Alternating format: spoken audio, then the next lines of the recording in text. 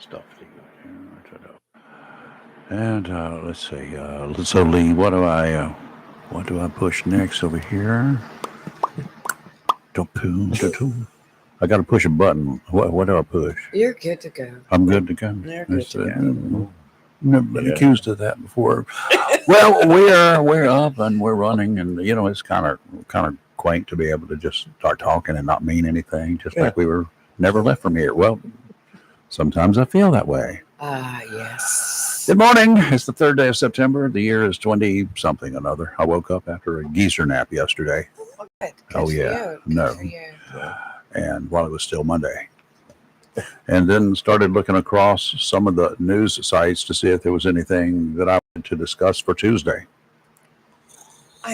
Only thing is, everything I saw I had already dealt with on Tuesday because it was no longer going to be Tuesday today. I came to realize that it was actually Tuesday and I needed to find something for Wednesday. You had me so confused. I had to look at the calendar. I was just getting ready to go, what's today? In other words, I sort of put Tuesday on hold for a while. That's, I guess, the bottom line there. I was feeling, don't correct me now if I'm wrong. Okay. Those people say, I never do. Correct me if I'm wrong. I never do. I don't do that. I just makes me start over and want to get defensive. If I'm wrong, just let me be wrong. Just let me play Groundhog Day again and again and again. You're wrong, Raver. No, you're not. If I would believe the folks who programmed my computers, though, my watch and the calendar on the wall, I would still agree that today is Wednesday. So until I find evidence to the contrary, it's hump day, y'all. Good Wednesday morning, the 3rd of the month. Meaning there are 27 more days in this month that has only 30 days. Wednesday, Thursday, September, and 3 more days until Lee. Three more days and 3 hours until Lee is taking her big exam. She's getting an examination, and it's not going to be with the doctor. And I'm going to flunk just because I'm stressed over it. No, you're not going to flunk. You're not going to flunk. Remember, I'm going to get the one test come in here that has all the numbers on it. She's going to come in here next Monday, and she's going to say, "I'll be a ham." How do you measure the current voltage of an electromagnetic field going through a blah, blah, blah? And that meter over there, they got one of them. With a meter? Do you have a Answer, with a meter. Do you have a tattoo? She does. Yes. Okay. Well, just add a few more tattoos. I won't be able to see it where no, I don't. You won't be able to see your tattoo where the other one is? Is that what you're saying? I wasn't even going. Well, she opened the door. One is on my ankle, and I would have to put my foot up on the table to read it, right? Can you do that? Probably. But can you walk afterwards? I'm not even going to do this. No, filling in the blanks with the tattoo and You'll be fine. If Ray were to quit talking about it, I feel like the pressure is on me to do well. I feel like the pressure is on me to pass. Okay, who y'all? I'm Chris Marks. Oh, gosh. I'm Lee Barris. And I'm Rayford Brown. Okay, you got us so disturbed this morning. First with the day of the week. Like some people who used to tell me, you really got me confused and disturbed and everything. No, I haven't. You came in that way. I'm just adding to it. I was fine coming in the door. Have you ever taken a nap during a day, just a regular day? Every day. And you wake up and not know what day it is? Yes. Yeah. It's really, and if I go to bed and I wake up, like, if I take a late afternoon nap and I go to bed and suddenly wake up and it's dark, I'm like, oh my God, I got to hurry. And I look over there at the clock and it says 5:30. You think it's morning, and I think it's the next morning and I've overslept already. Right. And I wake up in a panic attack. That's not good for the heart. I've done that many times, especially Saturday or Sunday. I'll wake up like 4 or 5 in the morning and think, what day is it? What day is it? Do I need to get up to go to the studio? And I had to sit there and make my brain calm down and slow down to figure out what day it is because I'm ready to come in. Well, we got a clock now on the wall over there. I look at the end. I look at my toes and look up a little bit, and there's a clock. No, in the bedroom. What? In the bedroom. I was looking. And I look up there, but it's also got the time and the day of the week it is. Yeah, that's I all have that's one on of it. those too. It's one basically for people like me. I have one of those too, but I never think to look at the day. I just look at the time, and I'm like, you look at the time, and the date. The day is right there with it. I don't care about the date. It's probably somewhere on there, but in the dark, those are the only things that are displayed. I like it. See, I used to be the opening supervisor at the post office. I was the one that opened the doors and responsible for You were a Walmart greeter at the post office. watching the mail come in, make sure it got to where it was supposed to go, making sure Does the that routes were sound covered. like it? Yeah, Same but description. the thing about it is, I would go in like 5 a.m. and stay to 5 p.m. So my sleep pattern was all messed up, and I can't tell you how many times I would fall asleep and then wake up early evening and think, oh my gosh, I'm late for work. I can actually remember trying to get dressed, put my clothes on over my pajamas and can't figure out why my clothes won't fit. Calling my sister-in-law, who also worked there, and go, why aren't you there yet? Why aren't you there? I'm late. You're late. Why are you home? You called somebody like that? My sister-in-law, she was a supervisor too, but she was a later in the morning supervisor. And when I called, nobody would answer the phone at the post office, so I called her at home. I go, even you're late. And she's like, go back to bed, But yeah, I mean, everybody's done that. I know. Not everybody. I've had people show up for work. Well, call me at home and say nobody's at the post office. I'm going, it's Sunday. I've had carriers actually get up and go to work. It happens. Especially after leaving here. I'm usually confused for the rest of the day. When you wake up sometimes in a panic after, and it's not the time you're supposed to be up or anything. You don't have to be up, but you get up in a panic thinking you're late. Yes. And did you have dreams during the night before that you can recall? Mm-hmm. I recalled one dream last week I told you about. Uh-huh. Oh yeah, that dream just stuck with me. Yeah. Okay. But I know what you're saying, because you're in the middle of a dream and the dream has really got your adrenaline up, and then when you wake up, you try to you think for just a second you can remember parts of it, and then it's gone. Yeah. It will disappear from your memory very quickly. Yes. In a lot of cases, sometimes Why? it doesn't.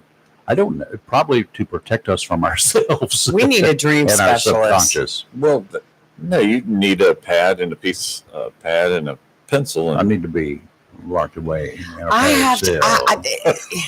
I have to put all mine up because I have a certain little pup that loves paper and pencil and Well, send him to school. He'll get over that. school. No, he's but just not think, cool. after Saturday when you pass your exam. Stop it, Chris. I'm just going. This is a nice story. You'll be able to get on there and you'll be able to talk to someone else somewhere else and go, I just had this dream about. In the middle of the night. Yeah. Just don't call I on was the telling local Rayford earlier, repeaters. Some people monitor it. I can sit here probably right now And pass. and give you answers to everything you ask me, but when are I they have to the right sit down, answers? would you stop? When I have to sit down and I'm being tested, that's a whole different thing. You did not memorize these answers to go along with a particular question. Like, Do you know question how many number one. questions? There's over 400 questions and answers you have to learn. uh-huh. The basic make sense questions I have no problem with. How many questions are on the test? 35, something like that. But you don't know which 35 out of the 400 something they're going to pick.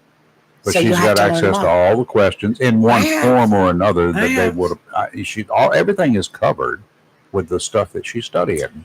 Yes, it is. B or C?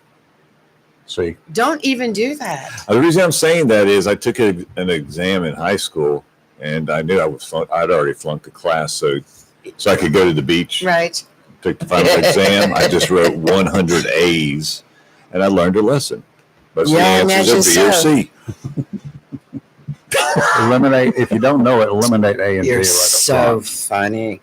Well, what gets me is they're tricky though, because they'll ask a question and you get so used to that question and answer, when it comes back up again, you don't notice that they may have changed one word in the question, which throws it in an entirely different. Or add the word not in there. Right. Or remove the word Where not they might from be your asking study about guide. an electronic field, and that's the question. Then they'll slip up in there in a magnetic field. So you have to really read the questions, even though you know the questions. So you're most of the time. You're in a classroom.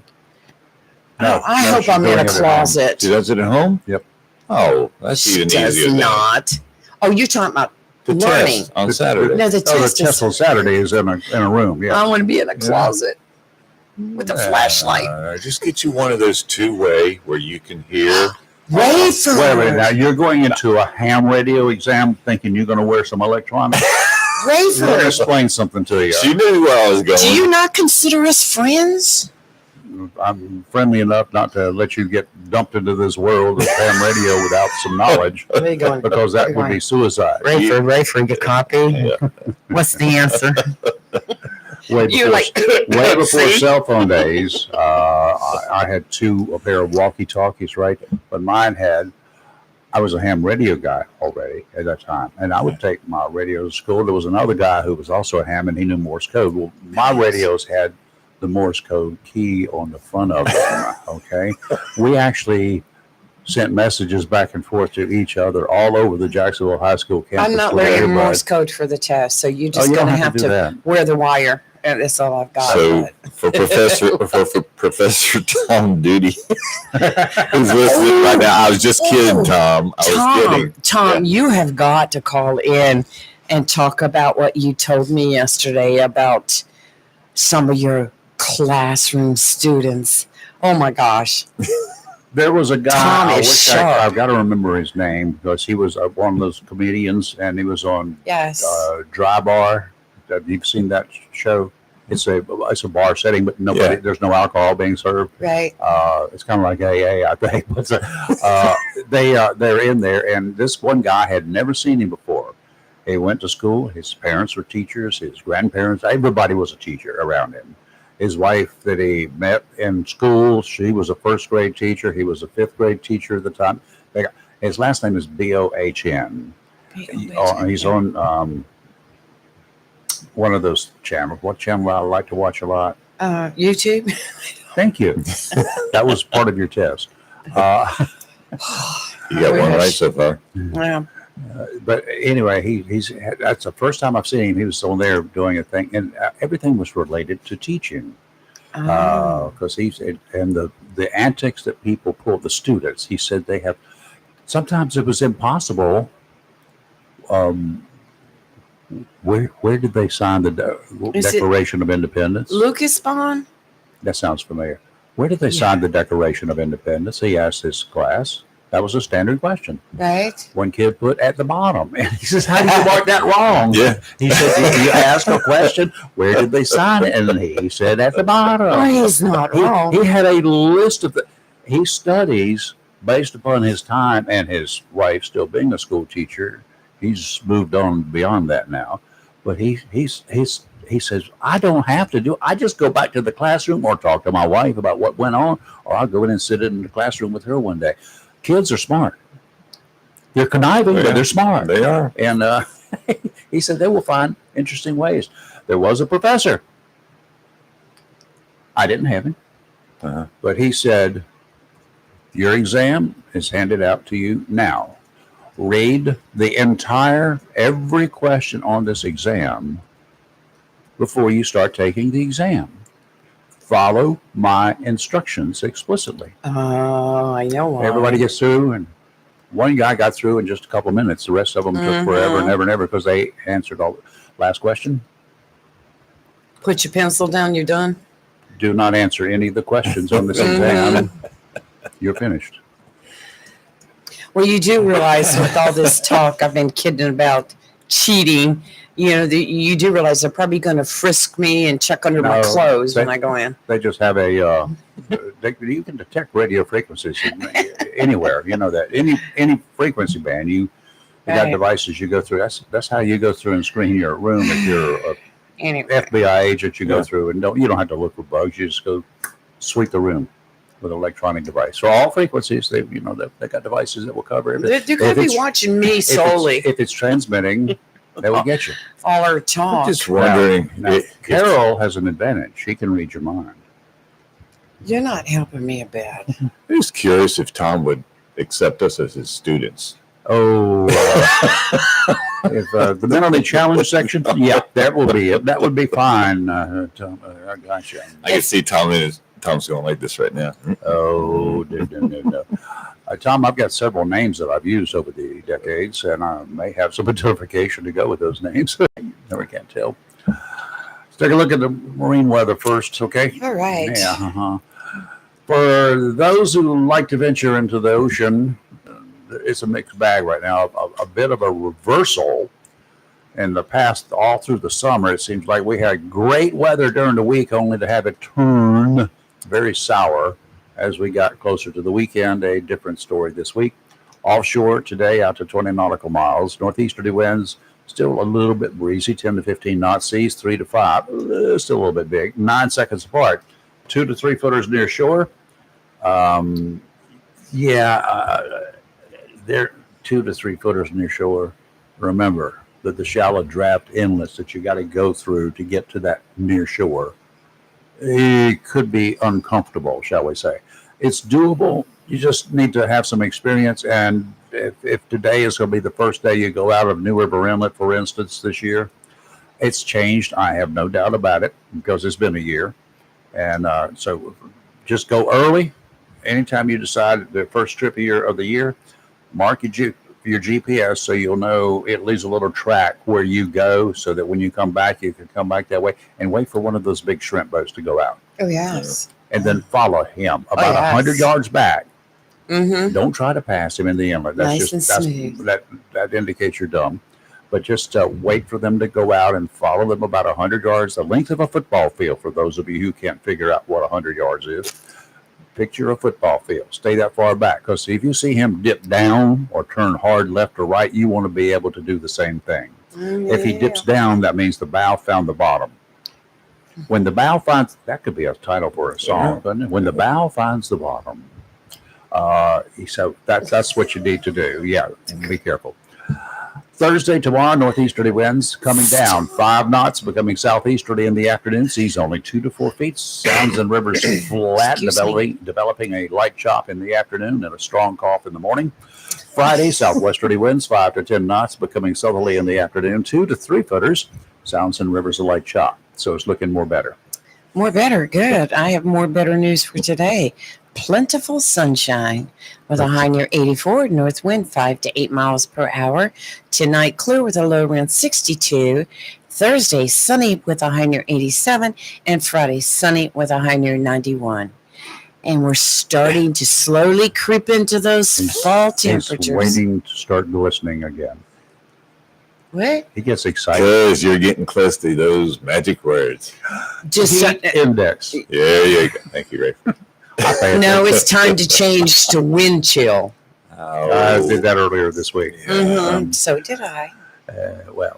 But that also brings up, we're in September. Yes. What's today, the 3rd? Yeah. So ready for we're approaching the peak There of you the go. It is season. the 3rd, Peak of the right. season in Onslow County, eastern North Carolina, is about mid-September. I think they put it actually on the 12th, but that's just a whatever. That wave that slipped off the coast of West Africa, waters that are pretty ripe for the system. Center says there's a 70% chance of depression or more, something worse, within the next week. There's a 30% chance, increasing, it will be, that this will happen by Friday of this week. In general, the system of disorganized showers and thunderstorms is moving westerly. That means everyone from the upper East Coast to the Texas shores should keep an eye on future development. Westerly means anywhere from northwest to southwest. That's what westerly is. West falls in the middle of between northwest and southwest. That's a 90-degree arc. Okay, hold one hand this way and the other one straight out there at a right angle. Right. That's how widespread that whole, and from its current position, that's anywhere in the United States on any coastal areas from Texas this way. That's what that actually means. We'll likely get an update about 7:45 this morning. Stay tuned. Don't add any milk, bread, or water to your shopping list. Not just yet. That said, as a standard precaution, I'll warn y'all or give you some advice, since we got a second or two here. Given that the peak hurricane season for this neck of the woods is the first half of September, if you have a supply pantry with non-perishable cans of stuff, you should check them for expiration dates. If they've recently expired, like in the last week or 2 or 3, either dump them or cook them. They're fine right now, as long as it's a sealed up can. Good, right? Do that. Suppose you have canned corn, tomatoes, peas, beans, and that kind of stuff on hand. Mm. And you're approaching the deadline, or you've just crossed that deadline. Why don't you go pick up a pound or 2 of hamburger and some butcher's beef bones and whip up some vegetable beef soup? Onions and celery and carrots with your favorite spices, and you will be good to go. If it's not something you are in the mood to eat right away, put it in serving size containers for a family and freeze it. Okay? That expired stuff that was getting ready to expire is good now. You've got it frozen. That's right. Great for the winter or for a fast meal, or in the event of a storm, assuming you have a gas burner or a gas grill, which I'm sure everybody does somewhere or another. A perfect stormy weather dinner, hearty and healthy.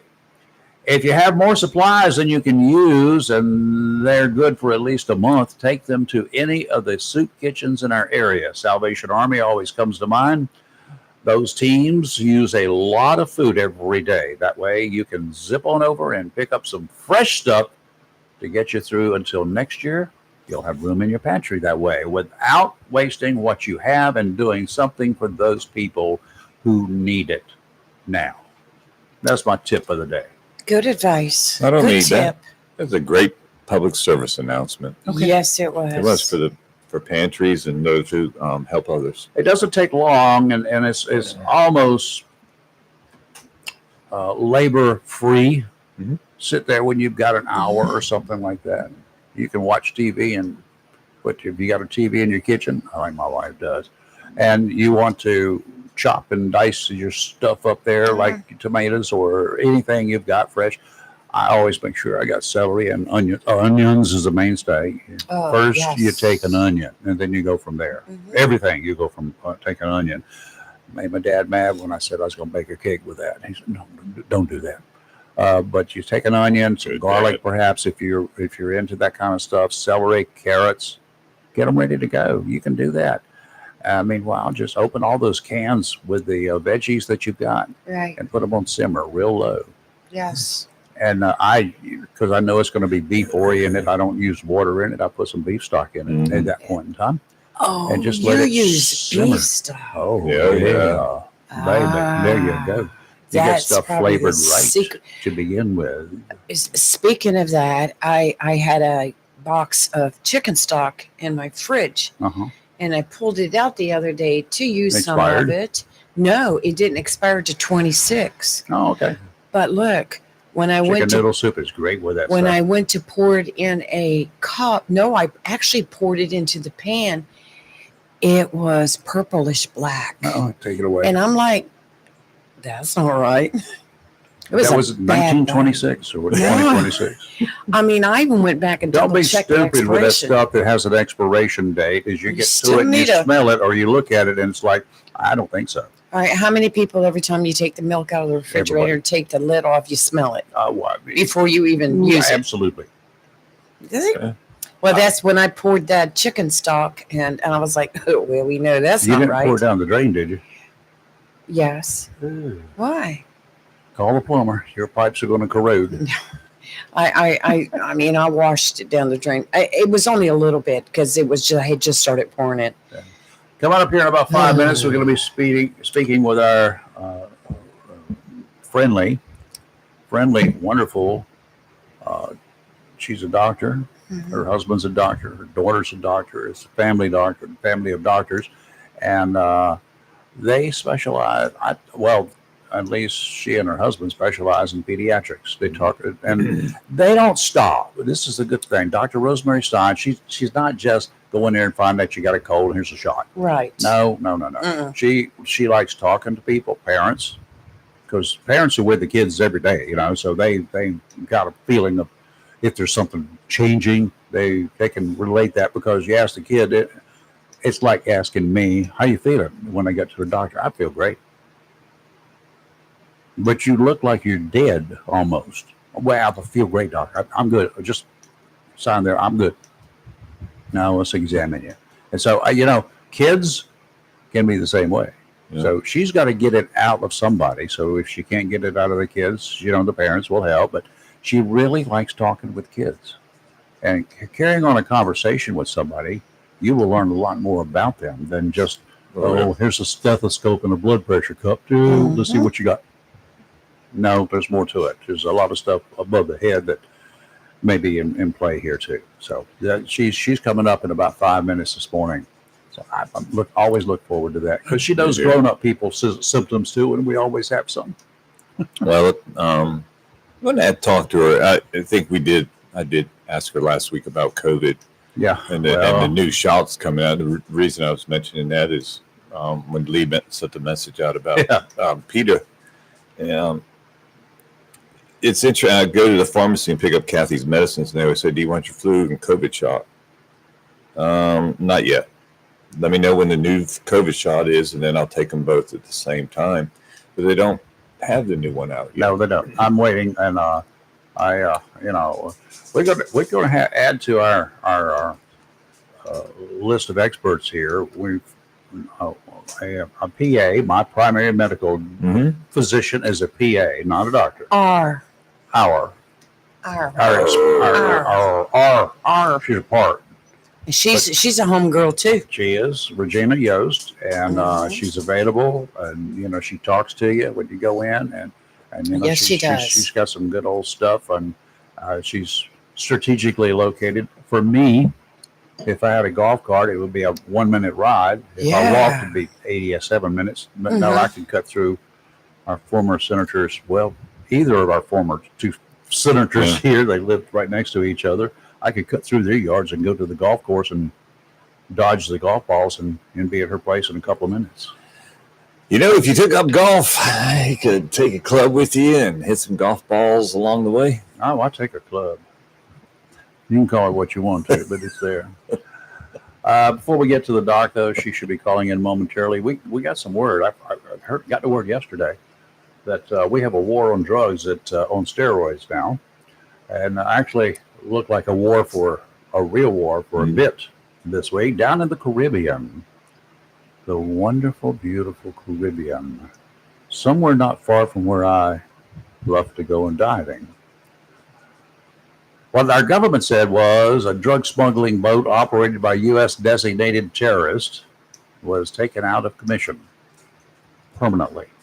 Over the past few months, the U.S. military has been prowling the waters off Venezuela with orders to intercept suspicious vessels. Well, this boat left a Venezuelan port. Once in the high seas, it was confronted. The full details of that operation will be forthcoming. I'll be anxious to read it, not the media's version of whatever it was, and certainly not Facebook's version. Preliminary information describes it as a lethal exchange. That's coming from our government. Lethal, keyword. Reports suggest that as many as 11 people on the boat are no longer with us. Those initial reports do not list exactly how many deaths there were, but the word coming through mostly reliable sources from up there are 11. President Trump's comments were initially brief and not very revealing, which is very unusual. He said that the U.S. military shot out, his words, the boat. They blew it out. And that it was loaded with narcotics. Yes. As has been pointed out, we designated ISIS, Hamas, Al-Qaeda, and others as terrorists. In many cases, we have picked out specific individuals, and that includes the infamous Osama bin Laden, targeted them and killed them. And it did not matter that they were hiding in other countries. We have the precedents here. It's been that way forever. Once we label groups or individuals as terrorists, they should be fair game for our military or civilian law enforcement agencies. Capture or kill. If you can capture them, good. If not, kill. In the case of bin Laden and others, our military operatives did what needed to be done quickly. With cartels smuggling killer drugs into the United States, the actions taken this week are overdue. And whether you want to admit it or not, similar acts have taken place in the high seas in the past. Fishing boats loaded with drugs have been intercepted by the U.S. Navy. Sometimes those boats just would not stop the Navy. Navy is hollering, heave to, pull them over, and they won't do it. I familiar with one particular case, an example. The boat, it was a big ship, U.S. ship, warship, and heave to, heave to, heave to. They wouldn't do it. All night long this went on. Come daybreak, they announced to the captain, Captain, last chance, stop your engines. We're going to board you. And of course, got a spotlight on them during the all night long. Spotlights on the warship are bright. Blinding. And then when they didn't stop, Captain, and this is the warship, whatever it was, move all of the passengers on your vessel forward. We're going to commence firing in 1 minute, Captain. And then about 45 seconds into it, Captain, move all of the people forward on your boat. In 10 seconds, we're going to commence firing. And in 10 seconds, guess what? They opened up with a 50 caliber and they aimed at the engine in the back. Did you watch the video of it being blown up? I did. It was pretty cool. Oh, the one this week? The one I haven't seen that. Yes, yeah. The one that I'm familiar with. He actually put the video out on his Truth Social, but it was a Trin de Araga. The TDA is what I call him, the terrorist. Yeah, it was pretty awesome. Yeah, that was pretty awesome. And when that 50 caliber went off and it hit, they were screaming. The captain was screaming over the radio, "You're killing innocent people! You're killing innocent people!" That was the first contact they had with them. They knew what was coming, and then and then all of a sudden there was a roar that went up aboard the vessel, our vessel, and clapping and everything else, because black smoke started billowing from the engine compartment. Yeah. Took it out, and all that diesel fuel burned. Really nasty stuff. They should learn to listen. They should have learned to listen. Dr. Rosemary Stein, good morning, Doc. What's up?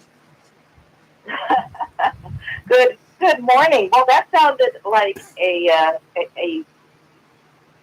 superhero show. A very adventurous group of individuals that they were. Val, they were Coast Guard and using the Navy and others, including AWAC planes. Those are those planes with that big circle over the top of them. Those are radars, by the way.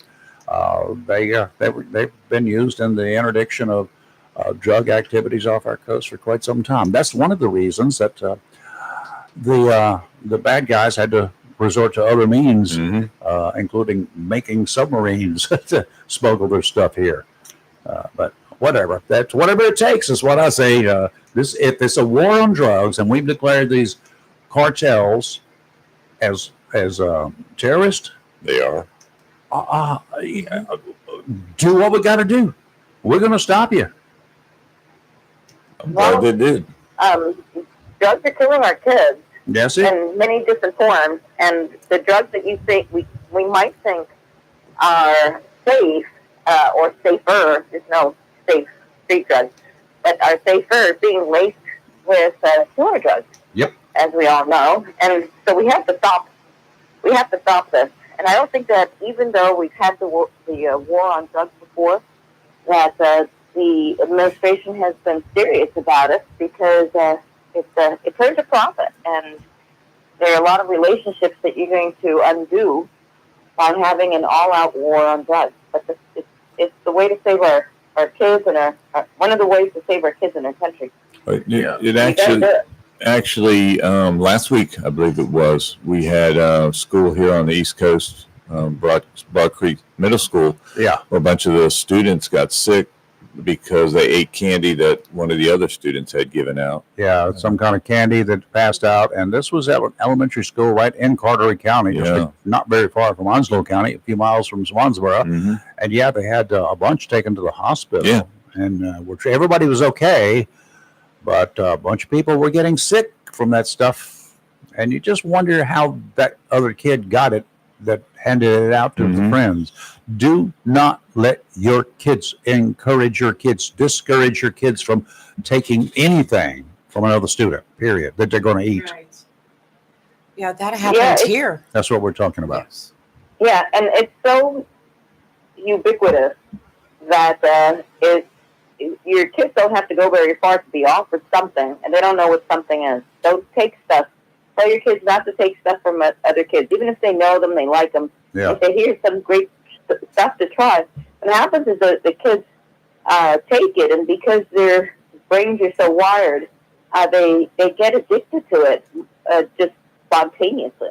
Yeah. And they might go, all those kids went away from the ER and they were all right, but it's like their brains have been turned on and they're thinking about how they felt during that time. Mm-hmm. And so maybe I forgot the stats, but it's like 1 out of at least 10, if not more, of those kids are going to go on to do drugs because they've just been turned on to it. You cannot let your kids do that. You got to. I remember back in the 70s when I grew up, the way to do it was to scare the heck out of them. This is your brain on drugs, and it was an egg. Yes, ma'am. I remember that. On a pan. Yeah, and it scared you. You read the books. You said, I don't want to do that. I don't want to try it once, because what if I try it once and I get hooked? And so that's the way to treat it. You do everything possible so that the kid says, I'm scared. I don't want to try it. And on the other hand, you go after these bad people that are trying to get our kids and destroy them and kill them. They're bad people. Did you ever become familiar with a program that we used in this country at one point in time called Scared Straight? Did you ever see any of the videos from those? I remember it. Yeah. Okay. I remember it. Scared Straight is where you took the kids, the young people, not the 8 and 10-year-olds, but the teenagers generally that were nothing but a pain in the butt kids, and they were committing generally stupid crimes. They were robbing, they were stealing, they were hurting people, and they were, kind of like some of them were in groups. They call them gangs today. But they would take these individuals, they had to get parents' permission, and take them to a prison where there was a group of willing, sometimes lifers, sometimes people who have done really, really bad things. And they told those kids exactly, you're going to end up in here, and you're going to be in here as a young person with a bunch of people just like us. Now, let me tell you what we do to y'all. And he did. And it was called Scared Straight. Darn right. I don't know how effective it was, but I am absolutely sure that somebody like me, if I had done something stupid and ended up there in front of those group of people, oh my goodness gracious, I would become a Catholic priest or a nun. I don't care what. So, you know what I mean? Yeah. Well, that was effective to watch the video that was not out there and for the public to see, but and law enforcement guys got to see it in some of the other training classes. It was like, holy crap! I'm glad I'm on the good side here. Well, I've been there. Oh, I mean, to tour that stuff as an adult. Are they scary? You darn right they're scary. Forget the judge. The judge ain't got nothing on. Maybe, that little trap door I talk about, maybe we should have another room in there for one or two of these individuals to be in and send the kid over there first before sentencing. Oh, hey, you know what? I got good ideas. I don't know. Dr. Rose, how about this? We get one of those escape rooms that people pay to go into them. But you can't get out. That was just a ruse to get you in here. Oh, no. That truly is what doing drugs is like. It's like going down an escape room. You can't get out of it. And the best way to avoid those problems is for your kid not to ever try drugs. It really is. So you gotta put an armor on your kid in every way possible, out of respect, maybe some fear. But you got to arm them with information, and you got to tell them what they're saying out there, that these things are okay, and that, weed out there is okay, and vaping is okay. They're all paths that lead mostly to the same place. Do not do them. Do not start, because it's going to be a very bad road to choose. And it's very, very, very important to around the table and get serious with your kids and talk about how dangerous this is and how you want to turn your back on the kids that are doing this stuff. You're not going to save them, but you can save yourself. Yeah, you don't need to be part of a group of people like that. If you've got to do what they're doing, that's not a good group of people. So go find. There are good people in every school, and all you got to do is seek them out. They will seek you out generally, as long as you are not associated with one of these other groups. Now, if you act bad, look bad, and you do things with this group of people, you're not going to be sought out. You might be able to convince them that you've seen the light, but they're not going to look for you. Sorry, they don't want you. It was interesting yesterday when I did that presentation to the Crime Stoppers, and they asked about it. I said, you'd be quite interested. Many students use text a tip to turn in fellow students. Yep, which is great. And most of them have to do with drugs. That's even better. Excellent. So okay, now COVID. Chris started mentioning that a little bit. We've got a couple of people here we know that have tested apparently positive for COVID, Right. and we talked with you last week about when should we get our shots, or if we're going to get them. And I talked with my primary care physician after that, and I am getting mine. I just don't know when they're going to have it available. That and the flu shot, maybe we'll be able to get them the same day. Do you recommend that? Flu shot in one arm and the COVID shot in the other when it comes about? Well, if the new COVID shot has been tested adequately, once it comes out, you gotta read, you gotta do your homework. Then I don't see a problem with it. Okay. I do see a problem with it with children because it's not been tested to be effective and safe for kids. So you gotta talk to your pediatrician and see what they think, and then do your own homework to get the new facts. But the new COVID shots have not been tested, are not necessarily safe for kids. We don't know what the cumulative effect. Remember, whatever the COVID shot does to us in our 30, 40 years will possibly do that for your children in 60 to 70. So that's a lot of possible side effects that can add up. Especially if they've had previous side effects. So you really got to weigh that and be thoughtful about it one way or the other. Don't say no. I have lots of parents who do that, and they say no shots. And I said, don't you want any of the info? I have not. And I was like, I'm not going to try to brainwash you. I just want to give you the facts as I know them, and let you make your decision. And so the all yeses, every single one, and the all no's on the other side, neither one are good, because you're doing a sort of a reflex. Everything should be done right now, thoughtfully, as we enter this new phase of being cautious and perhaps guarding our bodies a little bit more. Yeah. Well, I'm thinking a lot, and of course I lean towards it. And as I did with the very first vaccine when it came out, I said I'll get in line, not a problem. I'll be your guinea pig if necessary, not a problem, because the way it was at that point in time, first of all, I'd already had a very extremely minor case, as it turned out, of COVID before there was any such thing as a vaccine. I had it in the very early days. And I was just lucky. I consider myself very lucky, and I did what I had to do and to get through, and spent a lot of time down here in the studio. Thank God it was a big room, and with TVs and with other stuff. So I had this opportunity to kind of get away and stay isolated without having to deal with the people. But today I want it I haven't heard anything bad about it. I'm sure that there are people going to say there's a lot of stuff bad about it, but they don't know any more than I know, I assume.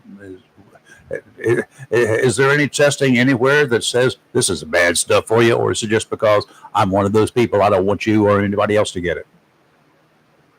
I think that the facts lie somewhere in the middle. Okay.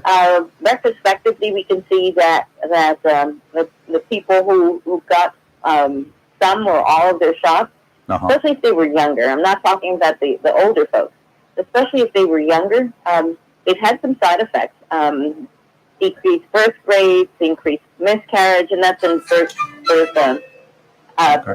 bearing age ladies, but in childbearing age ladies. But you got to weigh you and your circumstances, what you've seen in your environment, and what you feel comfortable with.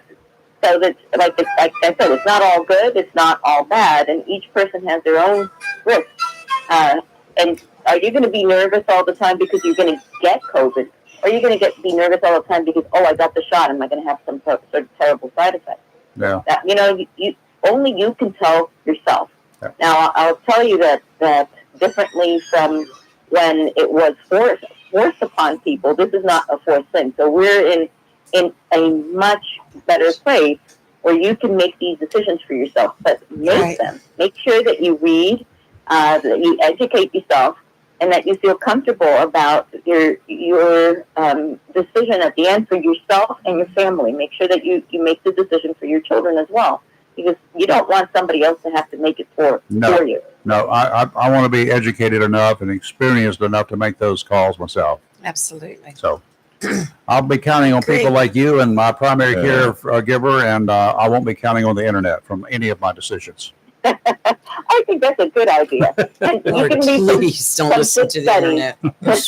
Real quick, Dr. Rose, does this rest, the information that we're waiting on, does this rest with the CDC? Is that who we're waiting on to say, it's this new shot's ready to go?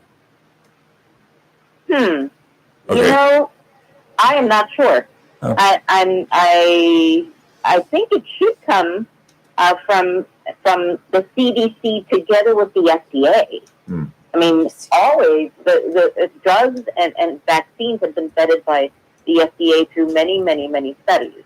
And as far as I know, I don't know on adults, but the studies have not been done adequately on children with the COVID vaccine to be able to prove one way or the other. And that's why I'm hesitant to say that it's a great idea for children. Mm-hmm. But it should be the FDA, and for the FDA together with the CDC to say yay or nay, we approve this, and think that you should accept this for all of your family or not.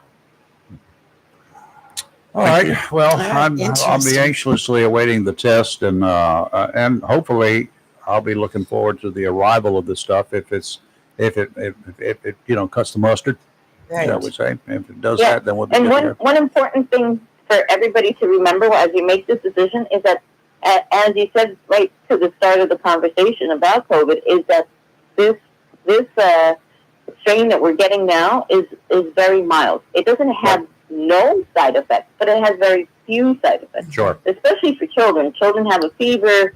They feel sort of like they do with the flu.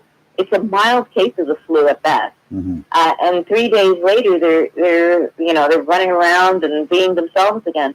So I don't want people out there to be scared and to make decisions that are based out of being afraid and being anxious without knowing the fact that this COVID. Now I'm not talking about the ones in the future, but this COVID is quite mild compared to what we had seen in previous years.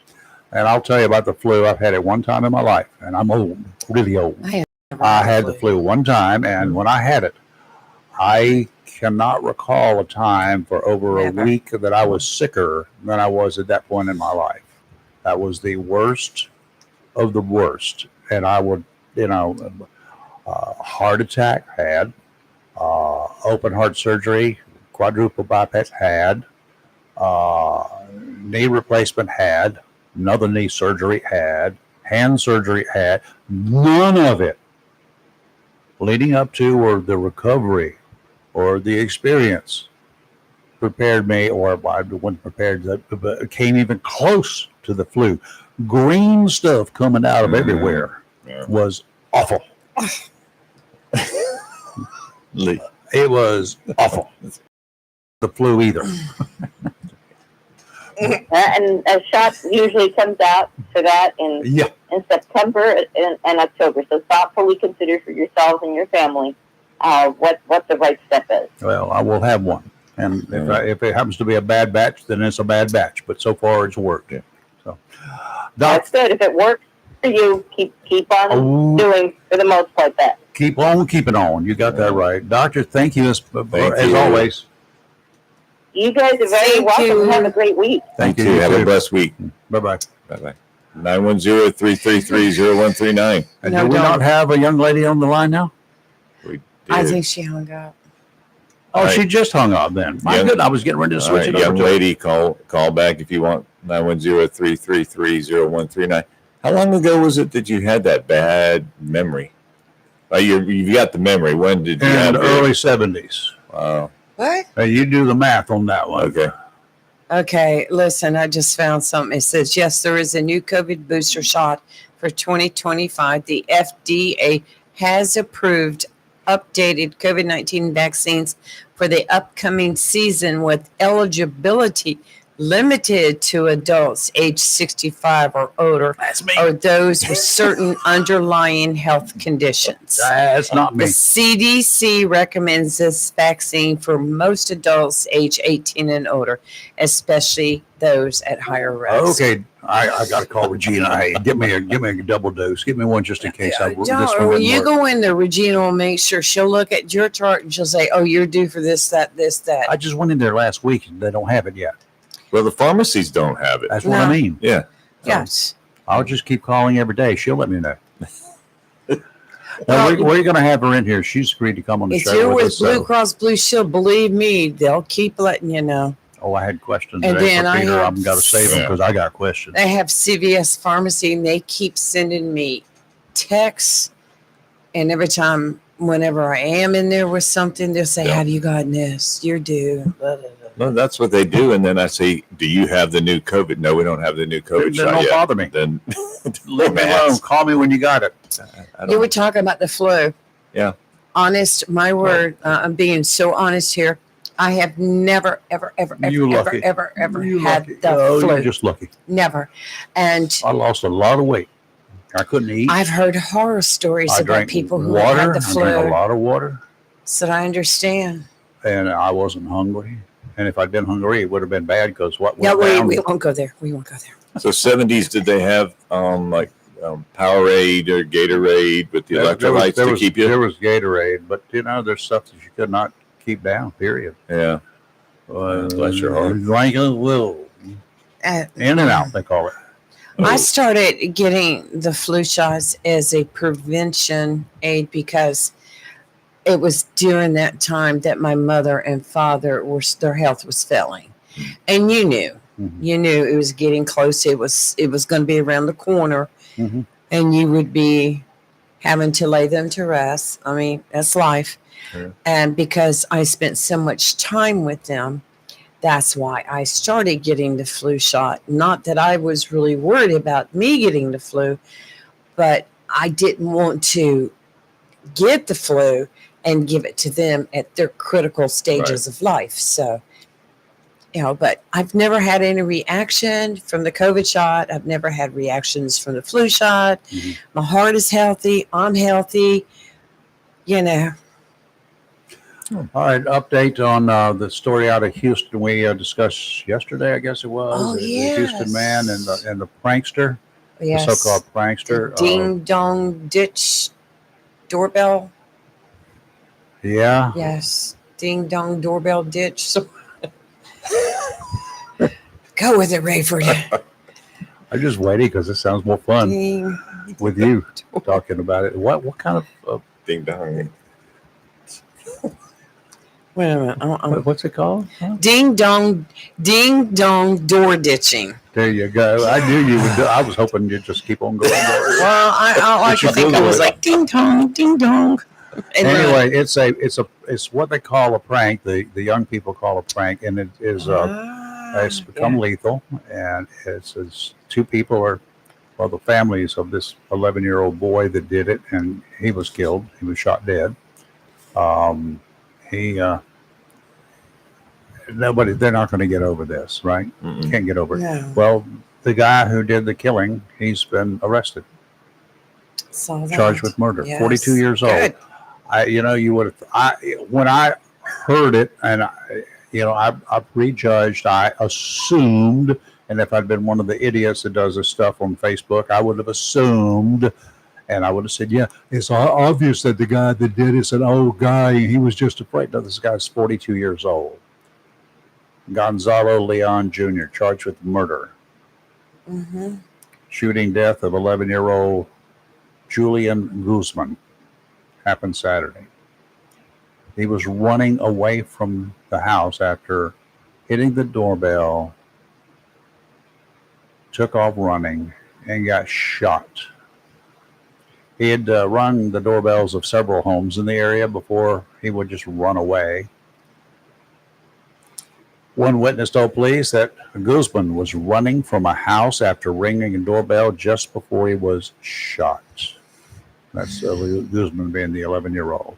Leon, the 42-year-old, detained at the scene, later released. He was arrested by Houston Police SWAT team yesterday and booked into the Harris County Jail.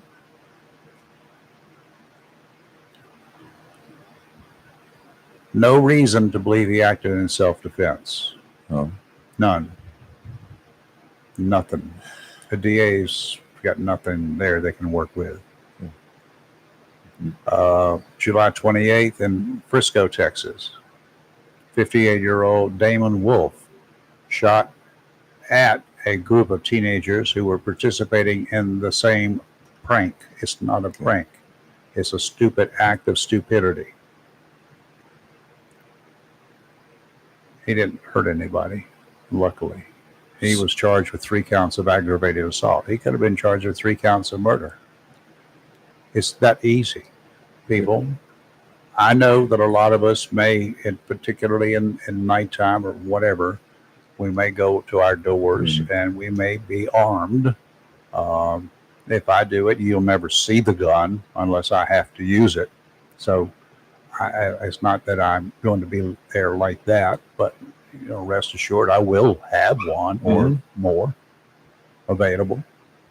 But I have no reason to brandish them because there are people that are innocent, dumb, maybe coming up to your door, ringing the doorbell and wanting to sell me some subscription to this or a product or a service like one did the other day. No, I've already got the cameras as you see here. I don't need to buy something from you. Go away. Those people, but let me bring it closer to home. I think we all maybe it's just I belong to, or they come up on my emails. Greater neighborhood, and pick an area. Yes, I have. In the Carolina Forest area, I don't know why that area is picked on so much, but there was a video out of the very thing that you're talking about, Rayford. Really? And it was 2 girls, probably 11 to 13. They were ringing the doorbell, ran away. What time of day or night? Daytime. Daytime. Do it during the day. They're doing it during the daytime. Mamas, know where your kiddies are and explain to them. You need to pull this kid's picture down that's on Facebook right now. Go in, not on Facebook, on the Fox News channel. Go in there and make a picture, a print of this. All right, take it and put it on the refrigerator. Put it up there. He's got his rosary hanging around the He's picture. Precious young man. People, this can happen to you. Yeah, it was called on Ring, and one of the suggestions, somebody comments on all these things, was post a picture at the local schools around Carolina Forest, and you'll find out who it was that did it. Oh yeah. When we were growing up, I was growing up. I'll say for me, we did You guess call them We pranks. knocked on doors and ran Well, over, we but never did that. We toilet papered trees in people's yards. We never actually went up to people's houses. We Yeah. got caught a couple of times, but I just don't know where these new pranks are coming from. Who thinks them up in the Internet. TikTok? TikTok is the originator of most And you pranks. can rest assured that it's not some kid that did it. My kid maybe of 18 It comes years out old as a challenge. as a challenge. Yes. And that's like what remember the challenge that they were issuing? Come over and cold cock somebody, try to knock them out with one punch from behind. Yes. Yeah. People died Mm-hmm. in those things. That's murder.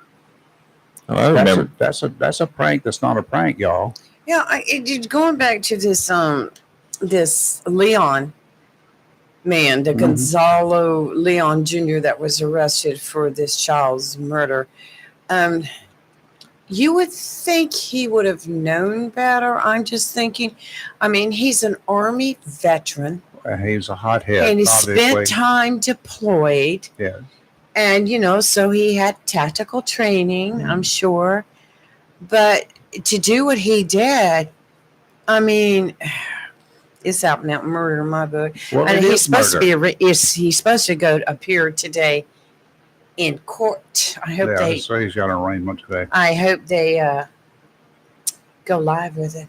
I do. If it does, it'd be great for your kids to watch it tonight. Been great for them to go see the funeral of this kid. Look at this. Just print Here's out a this picture of this beautiful cute child. little Look, dude, 11 Chris. years of age. Photograph of him. Got an American flag in the picture. Yes. And it's surrounded by other stuff. And then it's got his rosary right around. Did you see what's in frame. front of him right there? Is the peace sign, the Yeah. peace symbol. You I know, think that's the peace symbol. we No, that's a Catholic. Is that Yeah. a Catholic symbol right there? It's not the peace symbol. No, it's not. It's peace when you first look at it, but is that some It type of rosary? Some type of. Anyway, gorgeous. I mean, beautiful young man. Beautiful And young man. he's gone. Never coming home, people. You're not going to No. play with your Just a friends. kid playing games. And let's dealing with just their suppose lives. that you do this and Mm-hmm. the guy doesn't kill you. Suppose he hits you in your leg, just one leg. How about your lower back? How yeah. about you're paralyzed for the rest of your life and you live a long time in a wheelchair and you have to have help around the clock doing the normal things? Well, Folks, y'all need to consider the consequences for doing this kinds of stuff. Now, you cannot figure out what a bad guy is going to do or what a guy's going to do who just goes off the edge and goes off. He's had enough and he's just going to walk out there and start doing stupid stuff. Yeah, he needs to go to jail, but he will have to face his consequences. Now, this kid, his consequences were he left behind parents and some siblings and all his friends, schoolmates. He will never graduate from high school. I realize we're in different times now, way worse than I think that we were in the 70s. When Dad was deployed and Mom was working, the 5 boys were left at home in the summertime, Sure. obviously. But you had assignments to do. Right. You had chores to do, and then, of course, you went out and played. Of course, TikTok wasn't around then. Whether or not to blame TikTok. Well, that's think what it's I'm probably- saying. Back in the day when we grew up, Yeah. we got in. It was considered mischief Mischief, yeah. when we did things like that. Nowadays, entirely different. Well, there were times on Halloween that kids would pull pranks. Yeah. Sure. And there were, on many occasions, the reactions from the people who were pranked, their homes, Mhm. were not pleasant either. No. Okay. So there were issues that happened back then. We just didn't read about them, and certainly it didn't spread like wildfire on anti-social media. It's just, it was a thing. But today we should know better. We know what the consequences are. We see them here in front of us. A dead kid, a dead child. It's just that's The potential is very just sad. it's there, folks. Please, Very sad. and please don't perform these stupid online challenges or pranks. They're in nothing but trouble waiting for you to do something stupid. Now, Are you? should TikTok be monitoring things like that? Now, let me just step it up here a little bit. Should they be monitoring these so-called challenges and look ahead and see what the potential dangers are? Would a regular, normal person as an adult, would you know that this is not a good thing to be doing? What would you know that this, if the first time you heard it, ring the doorbell and run away, would you think that that is a good thing or a bad thing? Would it be just funny for you to laugh at some dude who's having to go running to the door to answer it and there's nobody there? Kind of like calling a telephone number and hanging up. Would you consider it a prank or would you consider it something kind of serious? Well, it's just like I said back in the day, we kids growing up, we did a lot of things that were very mischievous. They were wrong. We shouldn't have done them. As an adult, if But- you saw those same things but- today, would you but- consider them irresponsible and potentially dangerous? But that's what I was trying to say. Today is entirely different. It was dangerous back then. No, I would say, it's like you TP'd houses, right? Yes. All How right. about- Back then it was technically it's vandalism. Yes. it was. But y'all did it. Whether they ever knew or whatever, they went out and Throwing We was- had to. it was talked about for years, I'm sure. Nowadays, you go pee somebody's yard, you probably get shot. Likely. It's possible. Things are so Now- different. Now, how about in those days throwing eggs at cars as they're driving by? No, I never. No, I never did. The I egg know, but stuff. would that be just innocent or would it be an innocent prank? How about you hit the windshield and you scare somebody and they cross the center line and hit Well, a car you're head on it? culpable. Right? Now, you You're got 2 carloads responsible. of people that are dead. It's How is that working for you? not good at all. Not good How about at the all. paint job that paint sits, that egg sits on that car and eats away at the paint overnight? So Brant happens to be one just drove off the showroom floor day before yesterday. That happened. It happens a My lot. And hood. then how do they fix that? They got to paint the car. My hood Couple that happened. $1,000. And it happened to be a police car that was hit. Oh Yeah. my goodness! But yeah, I mean, there's some pranks that There are consequences for the pranks, Exactly. people, and there are consequences you may not be aware of. Just because it's funny doesn't mean it's cool. That's right. That is it's potentially very dangerous for you and for others. So, parents, it's up to you because your kids are stupid. You know that they're all stupid. When they're born, they're stupid. Well, we're kids. And then they get up with other people. That doesn't mean they're not stupid just because they're kids. They're ignorant of the facts of life, and it's up to you to instill into them. And God willing, that's maybe one of the problems. We have parents that don't know the difference either. Well, it's the parents. This is my own opinion, Mhm. so I'll leave it at that. That parents need to stop being friends first, parents second. Be parents first. And here, take your iPad, your laptop, or your phone and go in your room and watch videos all night long. I just think we've gotten away from the family unit itself to where everybody, like you said, Rayford, Chris, you did your chores. Mm-hmm. You sat down as a family at the dinner table every Mhm. night and talked about your day. And it's not like that anymore. No. I wonder, every day we hear stories of kids on the street, maybe a shooting, a scuffle, at nighttime things happening. Parents, do you know where your kids are? Why is your 13-year-old out at 1:00 in the morning with a gang? Why? It used to be public service announcements that appeared on TV at Yes. nighttime. Parents, at about 9:15, Mhm. 10 o'clock at night, they would start coming to parents. Do you know where your children are? Yes. It was as simple as that. I really wish we would turn back to that. And it might make a parent or two look around. So I wonder. Well, we Mhm. did that for a short time on our social media, especially like it's 9 p.m. or you're locked up, like your vehicles locked. Right. Oh, And then we did do you know where your children are? And then we did, do you know where Rayford is? Just for a short time. But most Not Friday knowing- nights we know where he's at. not Yes. knowing where I am. could be dangerous for you. Well, Rayford, you talking about social media and Get on. consequences for your actions on social media. Do you have the story about the Newport man handy that was just recently arrested? If not, I have it. You have it, okay. Okay. Let me just add this one Yes. little line to Okay, you go right this ahead. whole thing. Yes, parents, there are consequences, and you should make sure your children know the consequences. And if you catch them, then you are their preventative consequence if you do the right thing. But at the same time, parents, there should be rewards for your kids when agree. they don't do something that they could have been doing and you know about it. Then reward them for not being stupid. Oh, I agree with that 100%. things. That's a good thing to bring up. Or Okay. just to add on to that, parents, if your child is under the I could age be of a psychologist, 18, couldn't I? if your child is under the age of 18 and say they go egg a car and the person who owned the car has put in a claim for damages, who's going to pay for that? Yeah, you are. The parents, the mama and the daddy. So you are responsible for the actions of your children until they reach that golden age where you're no longer responsible.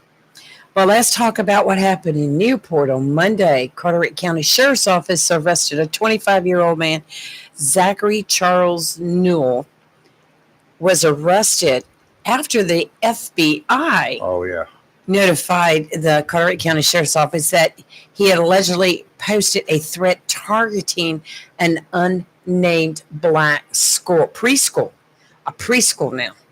You're in trouble, Bubba. Mm-hmm. Authorities say the content of the threat was extremely violent and hate motivated. He was taken into custody. He's been charged with communicating a threat of mass violence on educational property. Well, those kinds of things, they one more time, they prove we know that there are people in law enforcement who are monitoring at federal, state, and local levels. The Onslow Sheriff's Office has been doing it for quite a while. They're looking for people who are posting threats. Or they're looking, oh my God, before, what was that thing you used to sell on all the time? That online stuff, it kind of petered out. You can still. Online stuff that people that you can sell? Yeah, sell, trade stuff, not eBay, but no. Anyway, it was just a user type thing. I know what you're talking about. Craigslist? So anyway, turns out when I started looking at that, I was not a cop. But then I was seeing things that were like, ding, red flag, ding, red flag, ding, red flag, ding, red flag.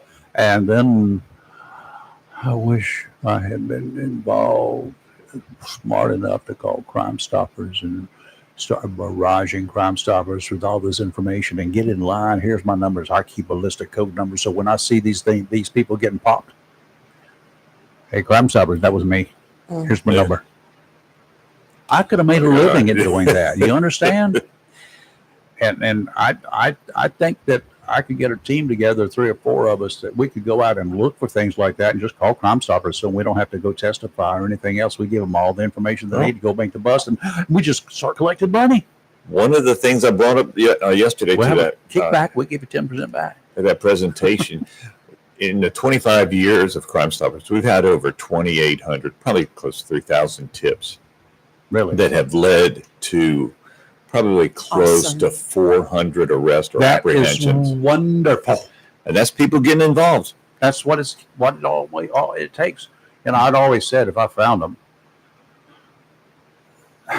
I used to say when I had the badge and stuff like that, okay, I don't have enough to get these people.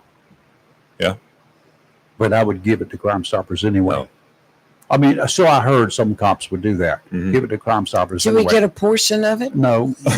Cops are not eligible for I'll rewards. be calling them every day. Hey. Cops are not eligible for rewards. But anyway, that wasn't the purpose. It'd be to let it spread out there to everybody. And then all of a sudden, Crime Stoppers would publicize it. They would notify the law enforcement everywhere. And then somebody else might get the information from another department or whatever. And there's enough to make the arrest. Gotcha. You're talking about, I think people are finally getting to that point where they're tired of the crime, like especially in their neighborhoods. Oh, yeah. They're becoming more alert, more aware. Everybody's putting up cameras and Yes. doorbells that record. Mhm. Mine drives me crazy because when I go out the front door in the morning, it says ding dong, camera recorded, and I jump, but I am so grateful it's there. Mhm. But people are becoming more aware, and it has, We're fed up. It started with Yes. National Night Out, which was originally Take Back the Night. Yep. We, the people in this country, are fed up. well, Chris, do you know if the calls and the stuff coming into crime, has it increased at all with Crime Stoppers? People calling and texting, people calling or texting information? Yes. Yeah. So the students are the real big texters That's because what I on, like. on Yeah, the school I love bus, it. all the school buses, or majority of them have the text the tip number on there, Right. and so they're going to the school resource officer. Mm-hmm. They've built that trust with school resource officers. They'll go to them and say, so and so, if they haven't texted, so and so has this in their locker. Boom, they're they're popped. But yeah, there is an uptick in it, and a lot of it has to do with drugs. Of Yes. course. And Well, the drugs have so much to do with everything else that's crooked. well, That's right. yeah, and it's Facts is facts. uh, it. The local Crime Stoppers really appreciates Live and Local Real Talk because you give us an opportunity to talk about it, and have had us on before and discussing it. And it is, people are just tired of it. And a lot of people, I don't want to put a percentage on, but a lot of people don't even want the reward. They just want these Yeah, people right. off the streets. Yeah, that was me. That still is me. But I was thinking just get 2 or 3 people together, Well, bounty yeah. hunters, basically, and use use Crime Stoppers as a. Yeah, a lot of Such a felonies bounty. because that's Yeah. what the That's drugs. what you want to go after. Yeah, the drugs lead to the felonies.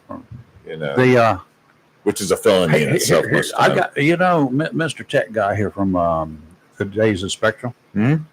Spectrum's got a big segment of the cell phone Yes. subscriptions. Yeah. Yes. Verizon's got either the biggest or the second biggest Yes. around, whatever. Yeah. Okay, so could we not convince these folks who, with the parents' permission or insistence, that the minute you pick up your cell phone, there's a home screen that pops up. Mhm. Mine's like there.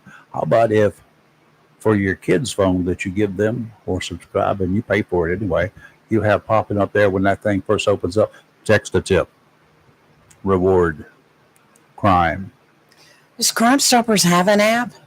They're just a website. We have a website, but Can you imagine that just popping up every Yeah. time a kid opens up his phone before he can do anything else?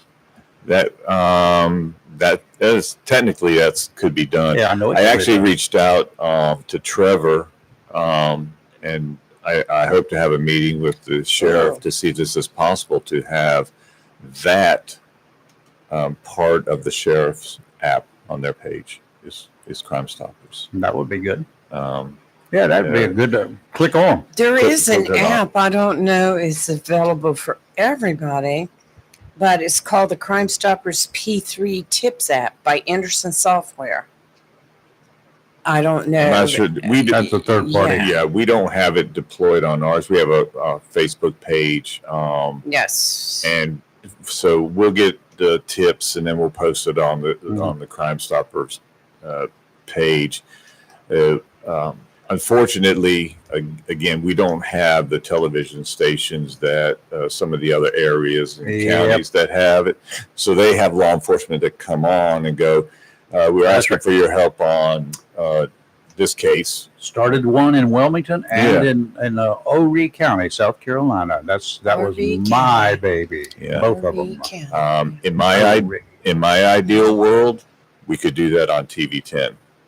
Well, that would be That good. would be my ideal world.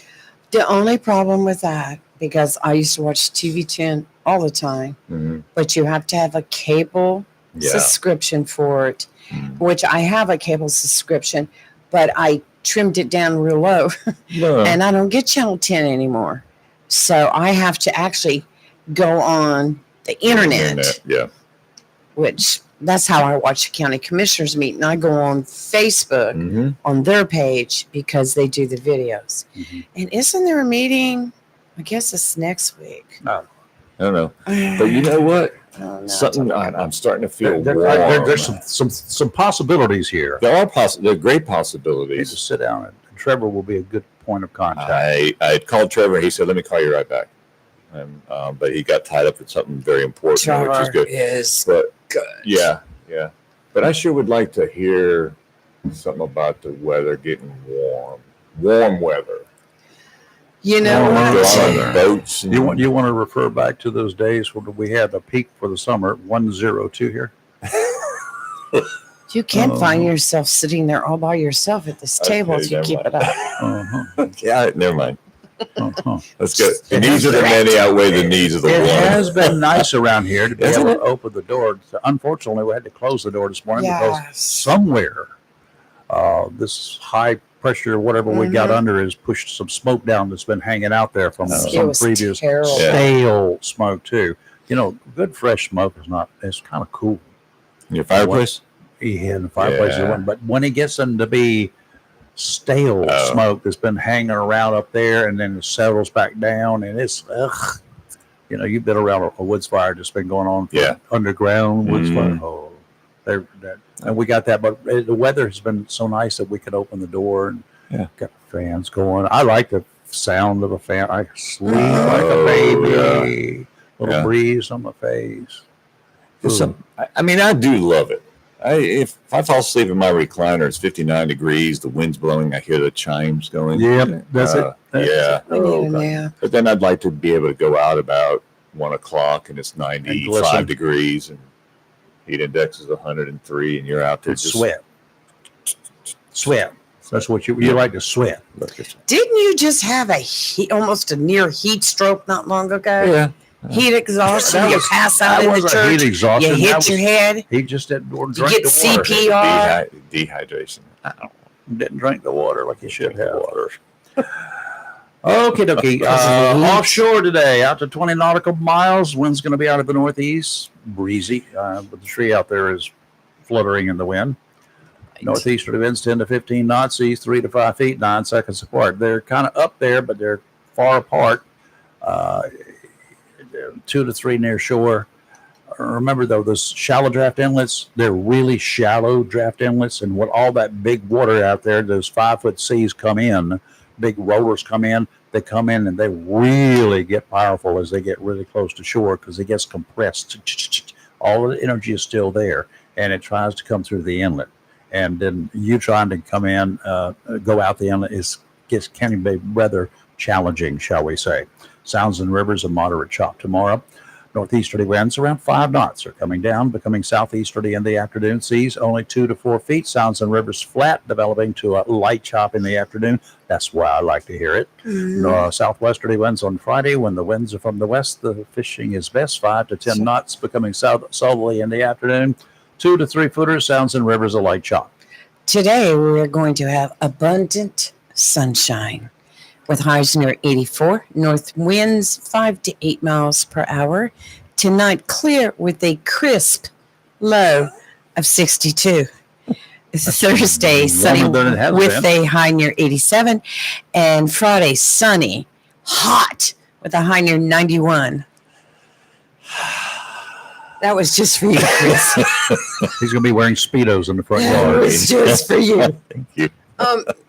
Okay, let's look at the update, the 8 o'clock advisory do that. from the National Hurricane Center down there in Miami. Disturbance number 1 is what they're calling it. 70% chance of cyclone formation within the next week. It's an increasing chance along our area, our area being anywhere from New England down to Texas, that something will form up and move this way. It's moving westerly right now, but it has a wide angle of approach. It could be anywhere from northwest to southwest.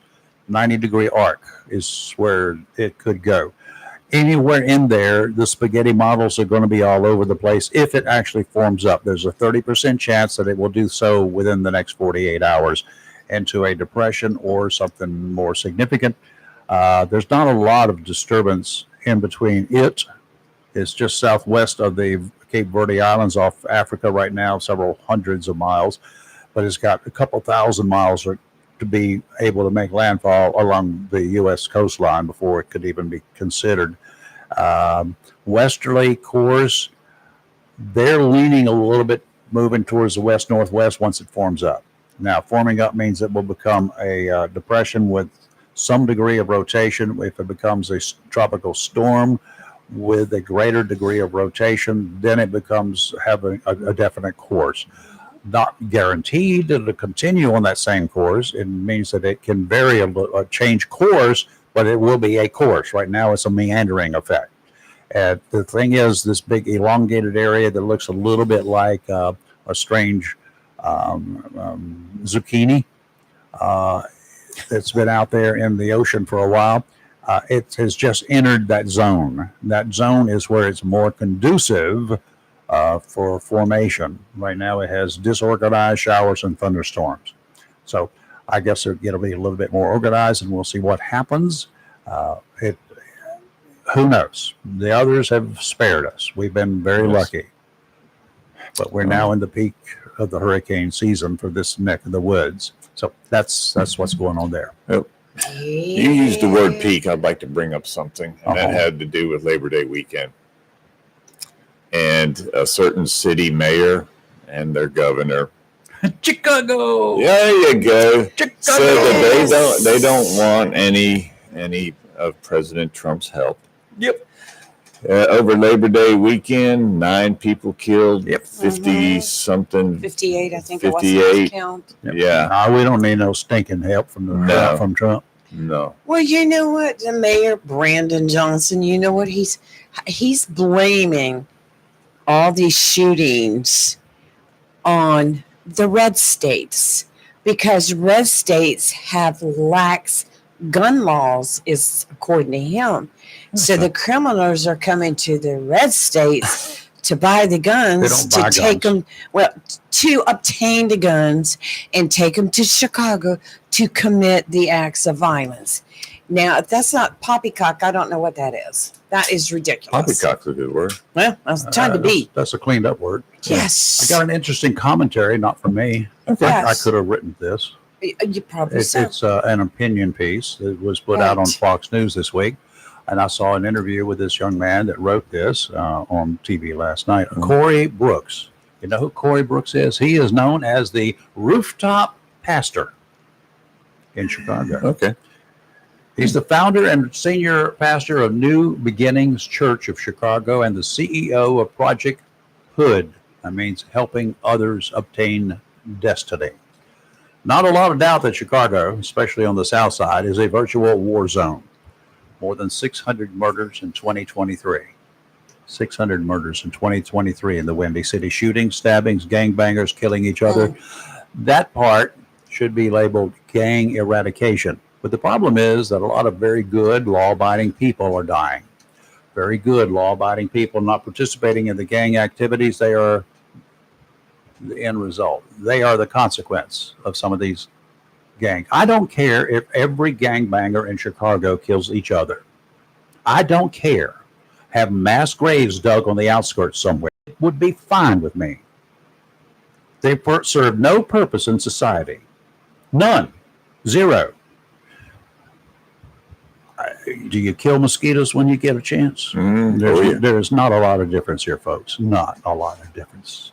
And mosquitoes generally don't kill you, but these people will. Drive-by shootings where thugs open fire on a rival gang member who happens to be standing or walking through a crowd of young children, mothers with their infants in their arms, fathers on their way home from work. Innocent people die. Innocent people die at the hands of these thugs. 600 murders in 2023. They're still adding up the murders from 2024. It's out of control, and the police, looking at their arrest and conviction numbers, by the way, you need to look at that sometime on heyjackass.com. They're overwhelmed. Over the years, police respond, but only after getting a lot of backup. When they go into high crime areas, when they get a call outside, they're not going to go in there with one car, one guy. No, they can't do it. They can't afford to do it. It's too dangerous. Too dangerous for the cops. And I'm lost as to why the Chicago leaders don't understand that, acknowledge it, and seek it. The rooftop pastor apparently agrees. Writing, he says, the south side of Chicago is a war zone. Just a few weeks ago, I stood over the body of a man who had been shot dead. Hundreds of young souls will be killed by this year's end. So I was not surprised when President Donald Trump said, Chicago's a mess. You have an incompetent mayor, grossly incompetent, and we'll straighten that one out probably next. After all, the government's first responsibility is to protect its citizens, he writes. When endless violence continues to plague the lives of people around me, action is needed. Hello. Chicago's mayor and the governor of Illinois have viciously turned down any help from Donald Trump. They say he's only trying to distract from his problems. Both claim that the crime rate is much lower this year than in the past. What numbers are you reading? How many in Chicago over Labor Day were killed, murdered? 9. That's what you read, right? 9 people were murdered in Chicago. Yes. In one weekend. Yes. There are 52 weekends a year. That's pretty much on average. That's not unusual. Trump signed an executive order to prevent federal funds from going to Illinois because of its cashless bail policy. So what's the big deal with a cashless bail policy, you ask? I'll explain it to you. People caught doing bad things don't go to jail. You do something bad, don't worry about the money. Just go on back there and come to court when you're supposed to. They're released back into society. They're released on their future victims. They can continue their illegal enterprises while their attorneys play the waiting game, a standard defense tactic, by the way, continuing trials, continuing after continuance, sometimes for years on end, until either the prosecutor makes a meaningless deal for a meaningless sentence of no prison time, or they're just released completely and totally. The lawyer makes money. The bad people never leave the streets. I can only imagine how many of those worthless scums commit heinous crimes while out awaiting a meaningless trial. Let's make a deal. More crimes than the Chicago will never be able to solve. Too many crooks protected by the political system, outnumbered cops with their hands completely tied behind their backs and blindfolds on. Afraid to enforce the law. They're afraid to go where the crime is occurring. Patrol cops don't go out and solve crimes. They're there to prevent crimes. That's what they do. Just being out there in force. But when they're walking, which you have to walk to enforce laws, you have to have a walking patrol in areas where there is high crime, right? You can't just do a drive-by and say, hey, how you doing, Sam? Yeah, good boy, Joe. No, you got to talk to people. You can't do that while you're driving at 40 miles an hour to keep from getting hit by stray bullets or directed bullets. I don't know how they even consider having a patrol. Cops in Chicago, cops in most major cities are not preventing crime. They just take reports, turn it over to detectives. The cops are outnumbered. There's constant call for defund the police. Let's get some social workers out there. That's all we need. How many social workers? You ever known any social workers? Yeah. You've known social workers? Yeah, my daughter, that was her.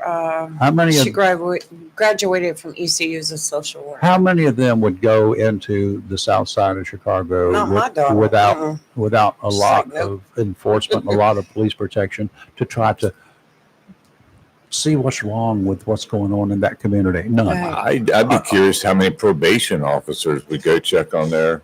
Oh, they go, but they got a SWAT team from the Chicago Police Department to go help them. No, I'm serious. According to the mayor, the cops are out there doing their job.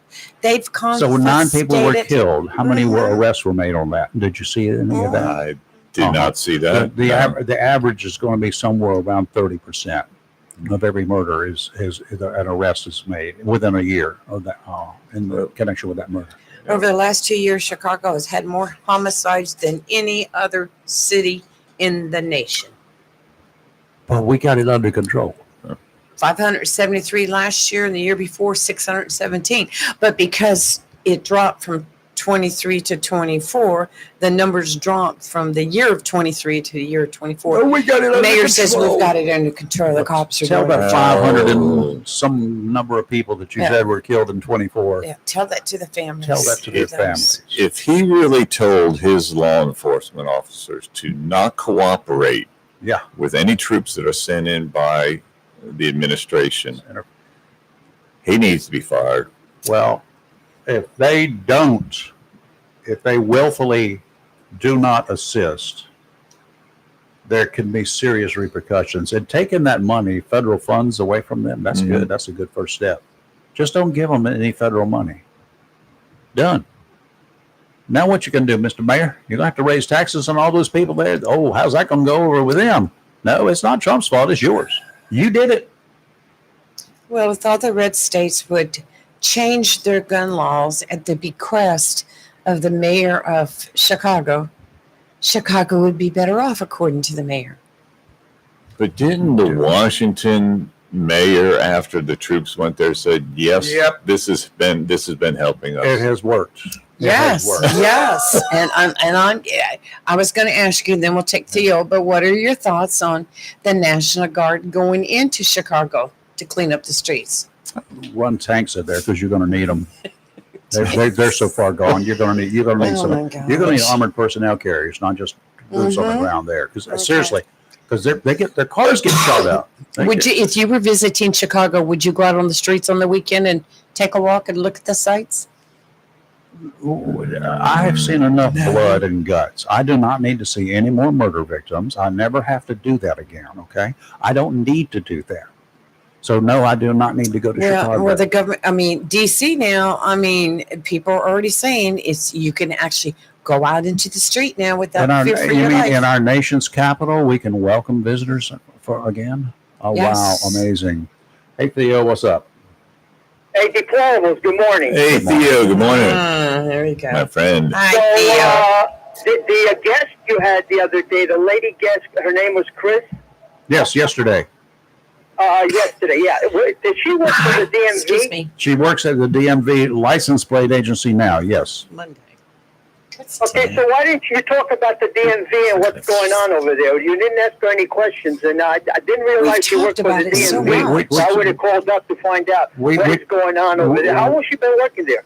For a long time, but we did ask her a few questions, but they were generic. She is not a spokesperson for the DMV. She works for somebody. She has a boss. We did not have her in here to talk about the DMV. If we want to have somebody in here to talk about the DMV, we will get whoever the manager is of the DMV if they'll come in. And she worked for the previous owner? Yes, she did. Yes. Okay. Well, I'm sorry I did not get the chance to talk to her about it. Hey, Rayford, listen, you said where are your kids at 11 o'clock or 1 o'clock in the morning, and where's this and where's Rayford? Where's J.D. Vance? Remember when you were talking about Kamala Harris? What has she He's done out. in I've 4 years? seen And him. Where is Seen him all the J.D. time. Well, Vance? I can tell you exactly where he is if the Secret Service agents who are surrounding him will tell me. Oh, okay. Well, let me tell you where he is. He took 8 vacations in 7 months. But you don't say nothing about that, do you? No, I 8 don't. vacations in 7 months, my friend. Uh-huh. Okay, so keep up the good work. So in 7 Chris and months, I. 7 months, he's been gone for 8 months? Is that what you're saying?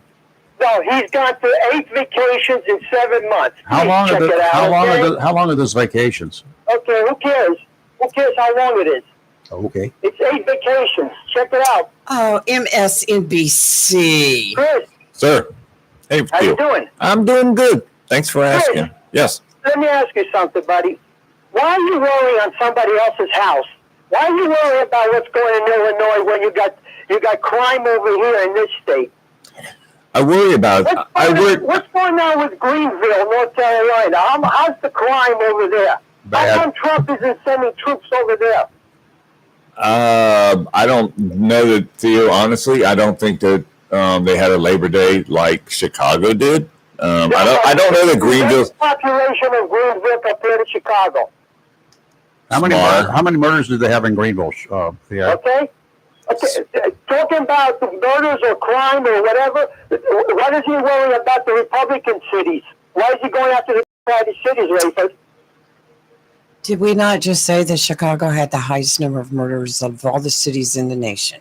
We just had a kid shot 21 people. You talking about that? Yeah, we have.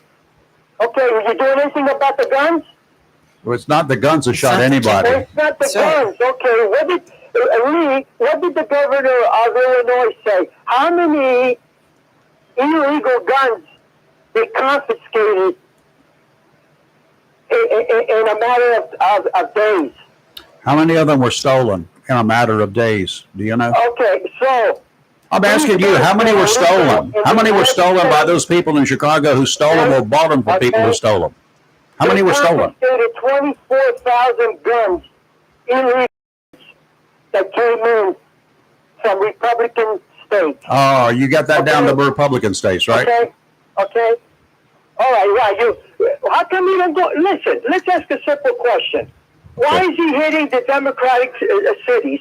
Why doesn't he hit one Republican and say, I'm going to send troops to that Republican city? Why isn't he by a Republican mayor or a Republican governor? Why is he doing that, Rayford? Okay. What's the motive here? Okay, you ready to listen or not? Go ahead. Okay, what Republican states have a crime rate anywhere near Chicago? A I murder don't rate. care if they're 9 people or 10 people or 30. He still has to go clean it up. What's the difference of how many people there are? That's just an excuse that there's more crime in Democratic cities. Go to a Republican city so we know you're a fair person. Wow. Now, let me ask you something, Rayford. You said something about cash something. Cashless bail. Cashless bail. Why do you think they put that on there? What's the reason for it? So they could turn these bad guys loose so they could do more harm and hate and discontent, and they don't have room in the prisons for them. They did it, Rayford, so it can make it fair for most of the people who don't have money. Some of the big shots that have money, they pay for the bond. But there's other people that have minor crimes and they have to stay in jail for on and on because they don't have the money. That's the reason why they did it. How many of those people? You got that? How many of those people do you know, Theo? Did you get that? Do you, Theo, understand that the people that are released on bail are not on bail, that when they get out of jail without having to be placed on bail, that they go out and commit more crimes while they're awaiting trial? Do you understand that? Why? Hold on, Theo. Why would you? I'm asking you a question now. I'm asking you a question. So why should I, as a citizen of Chicago, Jacksonville, or anywhere else, why should I have to be victimized again by a person who should not even be on the streets? What are you doing for me to protect me from these people that you know are criminals? If you go pay your bond, you're out. But there's a lot of people that don't have the money for the bond. I don't care whether they got money. Stay in jail. Stay in jail because all they're going to do is they get out. Okay, how's that fair for somebody who doesn't have money like you, and you can get out? I don't have money. First of all, you're scaring Shockwave. I don't have any money. First of all, Theo, and I'm not going to jail because I'm not going to violate the law. But you're talking now. I'm not talking about you. I'm talking about anybody who's got the money can pay for the bond, and he's out. Yeah. And another person who doesn't have the money, waiting for his trial, has got to stay in jail for weeks. They put the cash on there. What has the person without money that has to stay in jail? What has he got to lose if they turn him loose without? Listen, Chris Miller. That's why they did it, Rayford. Whether it's good or bad, that's why they did it. Okay? Well, all right? Theo, before you ask me, Theo, I think part of it has to do with the way they measure the amount of murders. They do it per 100,000 people in the city. Per capita. Per capita.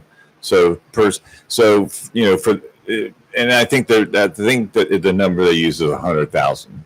Chitterman, yes. Is the generally. governor and the mayor says we can do this on our own. He's showing you that within 4 years, a lot of things have dropped, and they're still trying to do it. They don't want the military in their town. What's wrong with that? Speaking of dropping. I don't. If he is truly speaking for all the people of Chicago, Who? but I don't. The mayor. The mayor. The mayor was elected. Whether he's speaking for all of the he's got the majority. He was elected. He's got the majority. Well, then I guess he should. Okay. So that's over 50%. So he's got over 50%. He's talking for these people. I don't want the military in my town. Why doesn't the president go over there and talk to them and say, let's work together or anything? No, I'm sending the troops whether he likes it or not. How's that American? I can't answer for the administration. So Chris, Yeah. bottom line, let's worry about our state and not worry about the other states. Oh, I have different people there, and we have different people over here. Okay, so let me know what the crime in Greenville is every week, whether they have homicides or not, Well, and let's clean that mess up over there. I know this. I can tell you this from doing a fact check that of the 25 most dangerous or considered dangerous and high murder cities, Greenville's not in it. No one in North Carolina, believe it or not, is in it. I didn't say he was in it. I'm saying he wants to fight crime. Come on, you know what this is all about. He doesn't care about crime. Who are you kidding here? Who are you kidding? Yeah, he wants to be. He wants to be reelected. I got you, Theo. Okay. Theo, we do have another caller, Theo. Go, Theo. Okay. Thanks, Take care. Theo. We'll talk to you tomorrow. Bye. Take care. Have a blessed day. And good morning. Good morning, my friends. Hello, Hey, Chris. How are you? It's not Miller time yet, but Rayford, I wanted to call and commend you for how you handle yourself in a very professional manner when dealing with incoherent rambling that we just heard the last 5 minutes. Well, thank you, but he's not. Yeah, sometimes he just Theo is passionate. Let's just put it that way. Yeah. So we've already called one guest, Mr. Spaghetti, because he likes throwing a wall. So maybe we need to give Mr. Theo some spaghetti. He can throw against the same wall that he seems to argue with back and forth on a regular basis. Maybe we'll have some better luck going arguing with that wall that has spaghetti on it. Yeah. But just wanted to commend you, my friend, for how you handle yourself. Again, it's not easy dealing with incoherent rambling that you've heard, but you do a good job, my friend. I appreciate that. And in Pitt County, where Greenville is located, I can't find a generic story about Greenville itself. But in the first 3 months of 2025, Pitt County, as we keep reading in the news, is this year, it's a little unusual. 9 people died violent deaths. 9 people died in violent deaths, and one of those included a triple homicide. So one of them involved a law enforcement officer shooting and an attempted robbery that killed 2 people. So take out the officer involved out of the 9. The triple homicide was 3 people killed by 1 person. Mm-hmm. And then another one, attempted robbery, that 2 people were killed by 1 person. So the number of incidents are, there were 9 minus 3 people there, minus 2, that's 4. 4 different incidents resulted in multiple deaths. Well, that's a lot less than 9 in one weekend. Yes, it is. And I know Greenville is a whole lot smaller. Pitt County itself is a lot smaller than even just the south side of Chicago. Now, and the other point is, if you remove, which I've had the stats on that, I don't have them in front of me. If you take out everywhere else except this high crime area in Chicago, the South Side they call it, the South Side area, they've got it set up in district. You remove every other district. The crime rate in just that South Side district of Chicago, that's relatively small area, is like astronomical. The rest of Chicago gets a really bad rap. Right. The 75% of Chicago that is not inside the South Side, whatever the percentage is may not be 75, but for chattering purposes, 75% of Chicago is not crime ridden. Right. 25% or a much smaller percentage than Well, all of Chicago is. And so if all of that crime is concentrated right there, why not have a specialized force? Chicago doesn't have the resources for it. Why not have a specialized force? Chicago cops are not going to get out and walk a beat as normal. National Guard troops will go in force, heavily armed, wearing the gear, the tactical gear.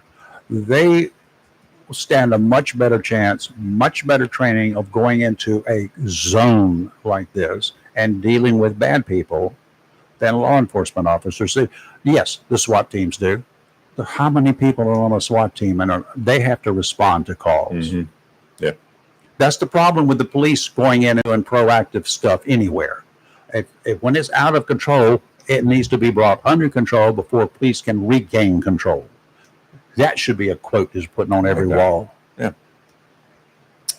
The city, somebody has got to regain control before the police can maintain control. It's out of control now, and they know it. The cops know it. They admit it.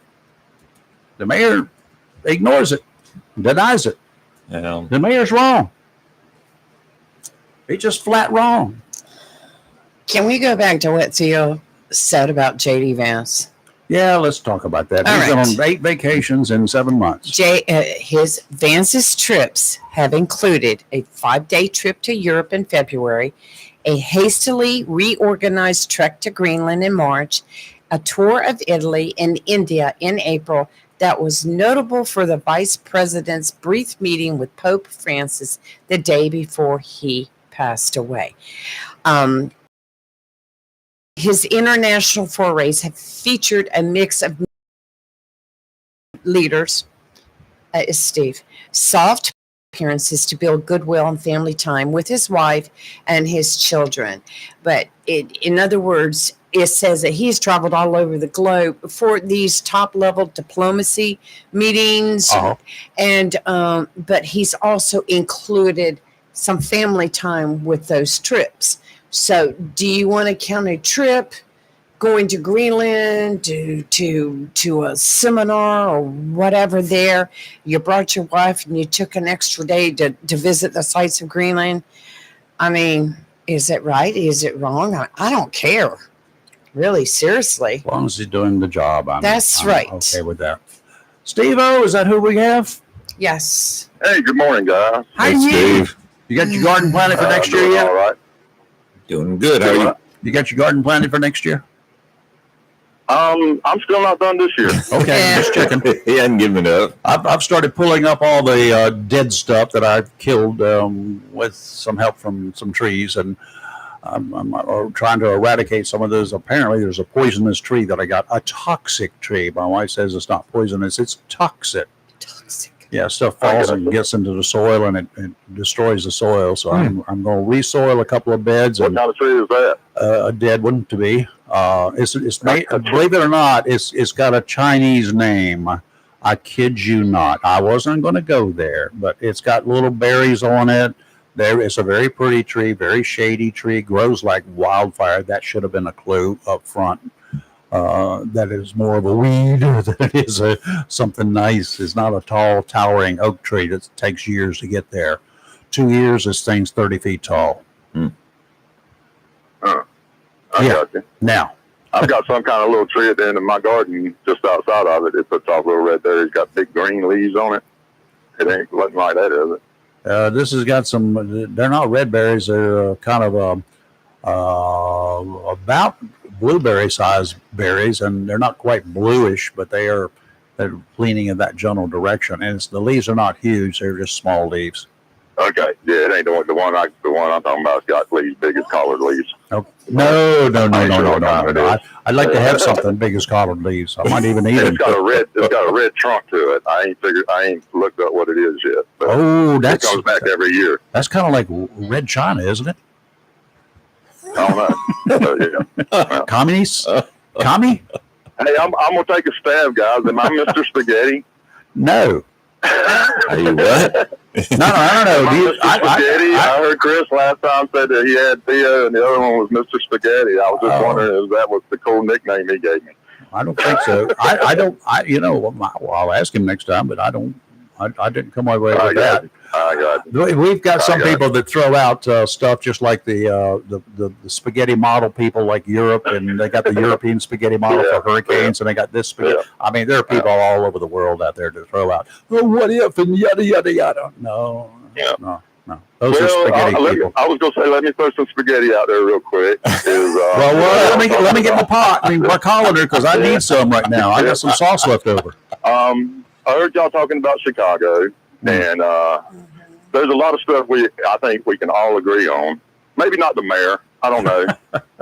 Sometimes they're weird, but we all agree there's a problem. We all agree there's a very, very, very high crime there. And something needs to be done. But I have to ask questions when it comes to sending in the National Guard. That is a Band-Aid. That ain't something you can keep there indefinitely. Mm-hmm. All right. So what plans is this just for optics? Is this just for a photo shoot, or where's the plans for a long-term solution? One thing, Steve, that hit me was what Rayford said. You've got to gain control to be able to maintain control. So if these troops going in can help Chicago law enforcement to get things under control as best they can. So there's always going to be crime, but as best they can, then maybe the Chicago PD can keep it maintained at that level. I don't know. See, I don't disagree with you, Chris, but we're all adults here. You don't do something like this without planning ahead, without trying to answer the question that the natural questions that come up with. What's your long-term plan here? This is your short-term plan. What's your long-term plan? And they don't even have one, that it appears. Yeah. Because if they're not doing this diplomatically, it's not going to stick. Well, unfortunately, the mayor and the governor of Illinois, but the mayor here is the ones in charge of Chicago. And I want to make it perfectly clear, it is not all of Chicago again. We've got a pocket, right, south side. Now, I threw out percentages, but it's just for talking purposes. 75% good side, 25% bad side. I may be smaller bad side, may be larger. I do not know, because I remember looking up those stats years ago. But south side's where the crime is occurring, the vast majority of the violent crime, right? And the other side of Chicago is where the politicians live, and they do the white collar stuff. The crimes occur at the political level there, which happens in a lot of big cities. But on the south side, it's when the cops are afraid to go in, and rightfully so, because they know they're going to get shot at or shot up, one or the other. And they have to wait for a force to be assembled before they can go in. It's unfortunate they don't have enough people and a big squad, not a roving squad, but a squad standing by back at somewhere like a big fire headquarters on the south side, assembled and waiting to deploy, where they work 24 hours on, 24 hours off, just like a fire station. If you had a team like that, specialized attack team, if you will, that could descend upon an area when a crime wave breaks out suddenly, or always on holidays, because that seems to be when the real idiots come out, and they've all got guns, and they're not all from Republican states, is what he said. They come from all over the country. But we've seen what the justice system in Chicago does about crime involving guns. They turn them loose. I've got plenty of cases of that. But if you had a team you could send in then, what I would hope is, you're talking about long-range plan, is they can send in enough people to regain control, put so much pressure on maybe the bad guys. They'll either, you don't get rid of criminal elements unless you jail them or kill them, right? That's the only way you get rid of them. Or they move away. They disperse. They go somewhere else. It's like putting up street lights in a neighborhood. Crime's still going to be crime. It's just going to move somewhere else without street lights. That's the way crime works. It's been proven time and again and again and again. The crime rate, the number of crimes still occur. The crime rate in a particular area will go down. There will be a lot of crime everywhere. It just spreads around. Maybe it'll spread to the rest of Chicago. Well, who knows? I don't know. I'm not smart enough to put together a team that what you're talking about for long range planning, but long range planning is necessary. Right. Well, and just like what happened in Washington, it's a prime example that shows us that if you have high crime, by increasing your police presence, and if you did that through the National Guard, that's one way to do it. But it's something we've always known, that if you have a bad area, if you increase your police presence, it drives crime down. If you put more people on the beat, it lowers crime. And then in the places you're talking about, they don't have enough personnel to feel safe to even walk that beat. So they definitely need more personnel to be able to accomplish that task. And that's something we know happens. But if you increase the police force, that has a more long-term effect. But even what we're doing right now is, like you're saying, it's not going to change the prosecutors. They can go in there and clean up the streets, but if they turn right around and put them right back out, well, that's a great point. It seems like a very short-sighted plan. That's the point I'm trying to make. Is that I don't see any planning beyond, let's just send the National Guard in there and clean it up for a few days, and we can take a bunch of pictures and say we lowered the crime rate, but they don't seem to be anything to keep that crime rate down. So here's the I'm just going to go off the top of my hat here, just real quick, because I come up with plans spontaneously, right? Here's the good idea. 75% of Chicago is great. They got plenty of police officers there to keep the crime under control, right? Move all of those cops, except for just enough to work traffic controls and do whatever. Move all the cops down to the south side. Let them maintain peace on the south side. Go put all the cops where the bad guys are, because the mayor and the city council are not going to give you any more money for new cops, for additional cops. That's been done. They want to defund what they got there now. But just send all the guys you got down there, except for one. It won't work. Why? Because the mayor will overrule any troop movements. He wants his area where he lives, where he works, to be safe, where his people work to be safe. He wants to maintain the peace there. He could give a rat's rear end about the south side of Chicago. Personal opinion. And there may be some truth to that. I wouldn't try and argue that. I don't know how he feels. But I believe that when you address something like this, it's not necessarily a simple answer, and it's not a quick fix. Nope. We have seen it work in other places where we've increased the police force, and over time it did have an effect. Yep. We've seen neighborhoods that you would be scared to walk in, that now they've got high-end homes in, and it's completely safe to walk around. Downtown Jacksonville, I can speak from experience here. 1970s on the streets of downtown Jacksonville, I would not go downtown without my gun, period. At all. None. Zero. I wouldn't walk the streets of downtown Jacksonville in those days, off duty, just to go down there shopping. Nope. I got to have a gun. I've got to maintain. I actually carried a handcuffs with me just in case I had to do something. And from time to time I did. When I went shopping or just went down there for other purposes. There used to be a marina down there that I would go to all the time. Our saying back then, when you're pulling your boat to go down and launch it at this marina down on Kerr Street, don't go below 40 miles an hour. Somebody will steal the boat off your trailer. Look at downtown Jacksonville now. Yep. You got beautiful homes down there. It's a great place to live. Businesses are coming back. That didn't happen overnight. That happened with long-range planning, but it started at the top of the food chain. Right. Well, and also, how much is the Jacksonville police force expanded in that amount of time? Well, we had about 22 people back in the 70s. Okay, they got right, and that included the chief, the secretary, had one secretary, and all of the cops were rotated as dispatchers too. If you did something that they didn't like you got stuck on the radio for a week. And more recently in Kinston is another good example. They had a bad gang problem in Kinston, a decade or so ago. Yep. And Kinston they got themselves a gang task force, and they started addressing that problem. And then they got the downtown revitalization project. So that Jacksonville, they, started, and they lit up the streets down there, and they put a lot of cops patrolling those streets down there, and they. From what it used to be, they cleaned it up a lot. I'm not going to say it's, anywhere near perfect, but it's come a long way from what it was 10, 15 years ago. It was very dangerous, and not that many years back. It was very dangerous. Here's I think it's all gone to Pitt County now, personally, from Lenore County. That's just a viewpoint, looking at things and seeing the news every night on TV. But there was one police chief in the town that I knew very well. not here, that he saw back in the 80s, I guess it was 80s, maybe early 90s. He saw some signs of gang activity on a local public place there. He saw the signs up there, the paintings and whatever. He called everybody in. He says, boys, and we didn't have many, and there were no females. He called us all boys. He said, I'm suspending the rights of every gangbanger you can find. You make them leave the city and tell them don't come back. They don't have no rights in this town.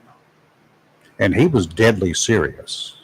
And guess what they don't have today in that same town? They don't have gang signs painted on the walls here, there, and everywhere like they had the beginnings of. That place was cleaned up. Sometimes you got to have a Dirty Harry in charge. I like that. Yeah, Dirty Harry. Yep. Yeah. Do you I was feel going to say, lucky? you know, you kind of want to do everything by the book because then it sticks. You got the one thing you just said there. You kind of want to do everything by the books. You know what we didn't even talk about today? A lot.